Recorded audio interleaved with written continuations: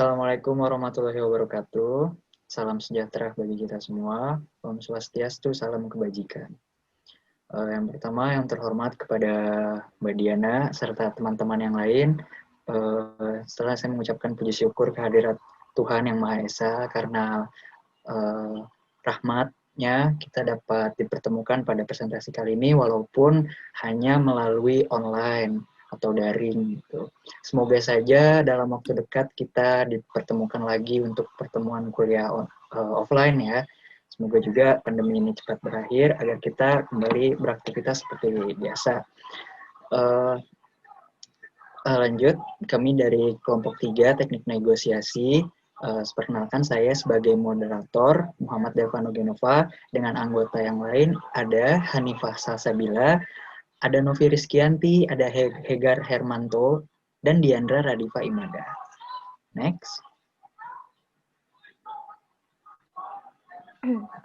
Yang pertama ada negosiasi internasional dan lintas budaya. Next. Pemikiran bahwa negosiasi merupakan seni sekaligus sains atau ilmu pasti adalah pemikiran yang valid, terutama di tingkat lintas budaya atau tingkat internasional. Ilmu negosiasi memberikan bukti-bukti penelitian untuk mendukung tren luas yang seringkali namun tidak selalu terjadi selama negosiasi. Seni negosiasi adalah menentukan strategi mana yang harus diterapkan dan memilih model dan sudut pandang mana yang harus digunakan untuk meningkatkan pemahaman lintas budaya. Next. Selanjutnya ada perbedaan negosiasi internasional. Next. Jadi, negosiasi internasional itu ada dua, konteks lingkungan dan konteks terdekat. Yang pertama ada pluralisme hukum dan politik, ekonomi internasional, pemerintah dan birokrasi asing, ketidakstabilan, ideologi, budaya, dan pemegang saham. Yang kedua ada konteks terdekat. Yang pertama adalah kekuatan tawar-menawar relatif, tingkat konflik, hubungan antara para negosiator, hasil yang diinginkan, dan pemegang saham terdekat. Next. Oke, selanjutnya ada pluralisme hukum dan politik. Pertimbangan politik mungkin meningkatkan atau mengurangi negosiasi usaha di berbagai negara pada waktu berbeda. Selanjutnya ada ekonomi internasional, yaitu nilai tukar mata uang di tingkat internasional pasti mengalami fluktuasi dan faktor ini harus dipertimbangkan saat melakukan negosiasi di berbagai negara. Selanjutnya ada pemerintah dan birokrasi asing. Itu dampak negosiasi terhadap keuangan negara dan kondisi ekonomi negara tersebut secara umum mungkin lebih memengaruhi negosiasi. Selanjutnya ada ketidakstabilan. Itu tantangan bagi negosiator internasional adalah untuk mengantisipasi perubahan dengan akurat dan dengan cukup waktu untuk menyesuaikan perusahaan dengan berbagai konsekuensi perubahan tersebut. Next. Ideologi. Itu negosiator dari negara lain tidak selalu memiliki ideologi yang sama dengan yang kita miliki, sehingga ini menjadi tantangan dalam bernegosiasi. Selanjutnya ada budaya. Selain bersikap dengan cara yang berbeda, orang-orang ini budaya yang berbeda juga mungkin menafsirkan proses-proses mendasar negosiasi secara berbeda. Selanjutnya terakhir ada pemegang saham eksternal. Patak dan Habib mendefinisikan pemenang saham eksternal sebagai berbagai orang dan organisasi yang memiliki kepentingan atau saham dalam hasil negosiasi tersebut. Selanjutnya di konteks terdekat, yang pertama ada kekuatan tawar-menawar relatif. Perusahaan gabungan seringkali telah dijadikan subjek penelitian mengenai negosiasi internasional dan kekuatan relatif seringkali dioperasionalkan sebagai jumlah modal. Jumlah modal ini dalam bentuk dana dan investasi lain yang rela diinvestasikan oleh masing-masing pihak dalam usaha baru tersebut. Praduga yang ada mengenai hal ini adalah bahwa pihak yang menginvestasikan modal dalam jumlah lebih banyak akan memiliki pengaruh lebih besar terhadap proses dan hasil negosiasi. Yang kedua ada tingkat konflik. Tingkat konflik dan jenis hubungan ketergantungan antara pihak-pihak dalam negosiasi lintas budaya juga akan memengaruhi proses dan hasil negosiasi. Situasi dengan konflik yang tajam, yaitu yang berdasarkan etnis, identitas, atau geografi, sangat sulit untuk diselesaikan. Hal yang penting adalah sejauh mana negosiator menyusun kerangka negosiasi secara berbeda atau mengonseptualisasi hal yang menyangkut negosiasi tersebut, dan hal ini tampak berbeda-beda di setiap budaya. Next. Yang ketiga ada hubungan antara para negosiator. Hubungan yang berkembang antara pihak-pihak utama yang bernegosiasi sebelum negosiasi dilaksanakan juga akan memiliki dampak penting terhadap proses dan hasil negosiasi. Negosiasi merupakan bagian dari hubungan yang lebih besar antara kedua belah pihak tersebut. Sejarah hubungan antara pihak-pihak tersebut akan memengaruhi negosiasi yang berlangsung. Sama halnya seperti negosiasi yang berlangsung ini akan menjadi bagian dari negosiasi di masa depan antara kedua belah pihak tersebut. Yang keempat ada hasil yang diinginkan. Faktor-faktor yang nyata dan samar memainkan peran besar dalam menentukan hasil negosiasi internasional.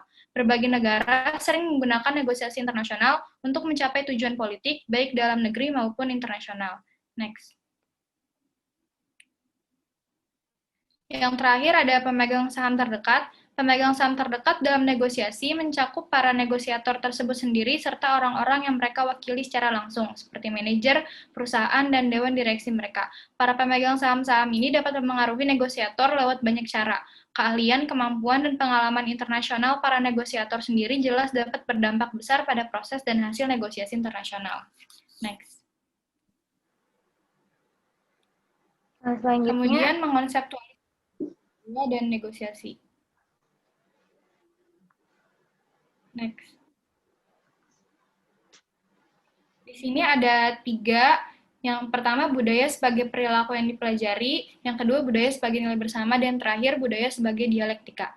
Budaya sebagai perilaku yang dipelajari, salah satu pendekatan untuk memahami dampak budaya, mendokumentasi perilaku negosiasi sistematis orang-orang dari berbagai budaya. Pendekatan pragmatis praktis ini berkonsentrasi pada penciptaan katalog perilaku yang harus diharapkan oleh negosiator internasional saat memasuki budaya. Yang kedua, ada budaya sebagai nilai bersama. Mengonseptualisasi budaya berkonsentrasi pada pemahaman nilai dan norma umum dan kemudian menyusun sebuah model untuk bagaimana berbagai norma dan nilai ini memengaruhi negosiasi dalam budaya tersebut.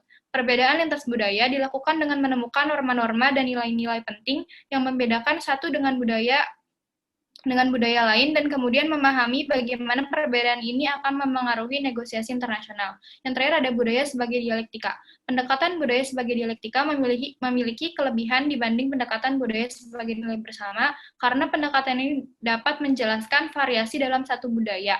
Artinya adalah tidak semua orang dalam satu budaya memiliki nilai yang sama dengan konsentrasi yang sama. Pendekatan budaya sebagai dialektika tidak memberikan saran sederhana bagi negosiator internasional mengenai cara harus bersikap dalam satu negosiasi tertentu. Jika negosiator ingin berhasil, perlu menghargai kekayaan budaya di mana ia akan bekerja. selanjutnya ada pengaruh budaya terhadap dinamika negosiasi. Yang pertama itu ada sudut pandang, di mana di sini ada definisi negosiasi, peluang negosiasi, pemilihan negosiator, protokol, kepekaan waktu, komunikasi, kecenderungan resiko, kelompok versus individu, sifat kesepakatan, dan emosionalisme. Yang kedua itu ada sudut pandang, penelitian. Di sini ada nilai-nilai budaya, memberikan pengaruh yang kuat terhadap kepentingan dan prioritas negosiasi. Sedangkan norma-norma budaya akan memengaruhi strategi negosiasi dan pola interaksi. Selanjutnya yang ketiga itu ada hasil negosiasi, di mana budaya memang memiliki pengaruh terhadap hasil negosiasi meskipun mungkin tidak secara langsung dan memberikan pengaruh yang berbeda di budaya yang berbeda pula.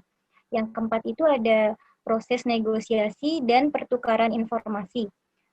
Budaya memiliki efek yang signifikan terhadap beberapa aspek proses negosiasi, termasuk bagaimana negosiator melakukan perencanaan dan lain-lain.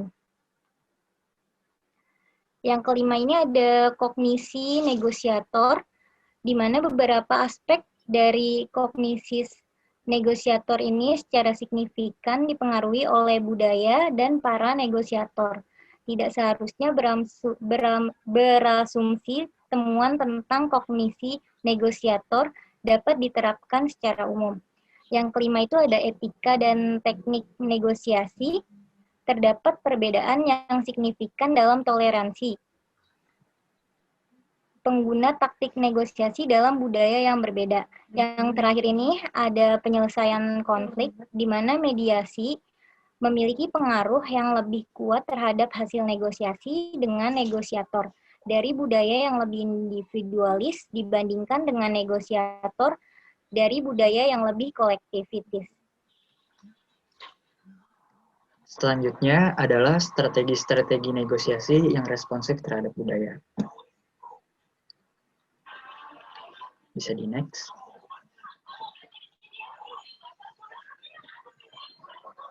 Dalam negosiasi antar budaya itu terdapat beberapa strategi yang bisa digunakan dalam mengatasi perbedaan budaya. Berikut adalah pembagiannya dibagi menjadi 3. Yang pertama adalah jika pengetahuan yang sedikit mengenai budaya lain. Yang kedua adalah pengetahuan yang banyak mengenai budaya lain. Yang ketiga pengetahuannya sedang atau keakrabannya sedang. Yang pertama yang akan kita bahas adalah pengetahuan yang sedikit mengenai budaya lain. Itu dapat menggunakan strategi dengan memperkerjakan agen atau penasihat. Bisa juga membawa seorang mediator, atau cara terakhir membujuk negosiator lain agar menggunakan pendekatan yang digunakan oleh pihak kita atau dari perusahaan kita. Yang kedua ada pengetahuan yang banyak mengenai budaya lain. Itu strategi yang bisa digunakan adalah merangkul pendekatan negosiator lain, atau bahasa simpelnya kita menggunakan pendekatan yang digunakan oleh pihak lain tersebut atau dari budaya lain tersebut. Yang kedua ada improvisasi pendekatan, lalu ada symphony effect atau symphony effect. Yang ketiga, jika pengetahuan atau keakraban kita sedang terhadap budaya tersebut. Ada yang pertama adalah adaptasi pendekatan negosiator lain. Ini sama seperti merangkul pendekatan negosiator lain, cuma kita tidak sepenuhnya mengadopsi pendekatan tersebut, namun dengan sedikit modifikasi dengan budaya kita dan dicampur dengan budaya dari pendekatan lawan bicara tersebut. Yang terakhir ada penyesuaian koordinat. Bisa di next. Baik, sepertinya ini itu adalah akhir dari presentasi kelompok kami. Apabila ada pertanyaan bisa disampaikan di kolom komentar, dan apabila ada kritik dan saran juga bisa tolong disampaikan di kolom komentar. Sekian dari presentasi dari kelompok 3. Lebih dan kurangnya mohon maaf. Dan jangan lupa teman-teman untuk selalu jaga kesehatan, selalu patuhi protokol kesehatan. Semoga kita dalam waktu dekat ini kembali bertemu lagi. Stay safe teman-teman. Sampai berjumpa. Wabillahi taufiq wal hidayah. Assalamualaikum warahmatullahi wabarakatuh.